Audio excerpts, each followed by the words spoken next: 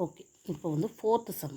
Hi படி everybody. நான் இந்த கொஷினை நல்லா புரிஞ்சுக்கிட்டிங்கன்னா இது ரொம்ப ரொம்ப ரொம்ப ஈஸி. ஸோ ஃபஸ்ட்டு என்ன கொடுத்துருக்காங்கன்னு பாருங்கள்.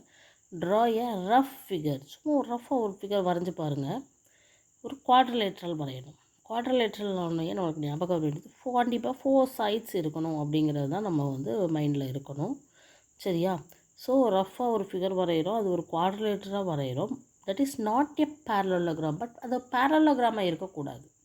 அப்போ பேரலோகிராம் கண்டிஷனை வந்து அது சாட்டிஸ்ஃபை பண்ணக்கூடாது அப்படின்னா, பேரலோகிராமோட கண்டிஷன்ஸ் நமக்கு டக்குன்னு ஞாபகம் வராது. Opposite sides are equal, opposite angles are equal, அப்படி தானே? அப்போ ஆப்போசிட் சைட்ஸ் ஆர் ஈக்குவலாக இல்லாமல் ஒரு குவாட்ரிலேட்டர் வந்து நம்ம வரையணும் அப்படிங்கிறத மைண்டில் வச்சுக்கணும் ஃபஸ்ட்டு. அடுத்த கொஷினை ஃபுல்லாக வாசிக்கலாம். But has exactly 2 opposites angles of equal measures. அதே மாதிரி இதனுடைய ஆப்போசிட்ஸ் ஆங்கிள்ஸும் ஈக்குவலாக இருக்குது. ஓகேவா? கரெக்டாக தான் இருக்குது. ஆனால் ஆப்போசிட்ஸ் பேரலோகிராமாக இருக்கக்கூடாது. ஆப்போசிட் ஆங்கிள் ஈக்குவலாக இருக்கலாம், பட் ஆப்போசிட் சைட்ஸ் வந்து ஈக்குவலாக இருக்கக்கூடாது. அப்போது ஒரு ரஃப் டயக்ராம் நம்மளே வரைஞ்சி பார்ப்போமே, அது வந்து ஒரு பேரலோகிராமாக இருக்கக்கூடாது.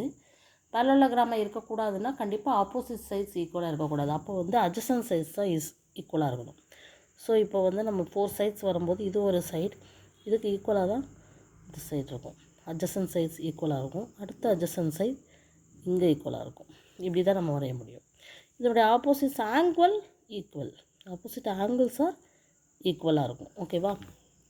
ஸோ ஆப்போசிட் சைட்ஸ் ஆனால் ஈக்குவல் கிடையாது. ஆப்போசிட் சைட்ஸ் வந்து கண்டிப்பாக நாட் ஈக்குவல். இதுவும் ஈக்குவலாக இருக்கும், இதுவும் தான் ஈக்குவலாக இருக்கும். ஓகேவா?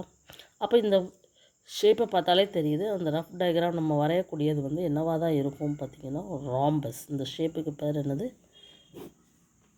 சரி, கைட். இதை பார்த்தோன்னே நம்மளுக்கு தெரியுது கைட். ஓகேவா? இது வந்து கைட் ஷேப்பில் இருக்குது.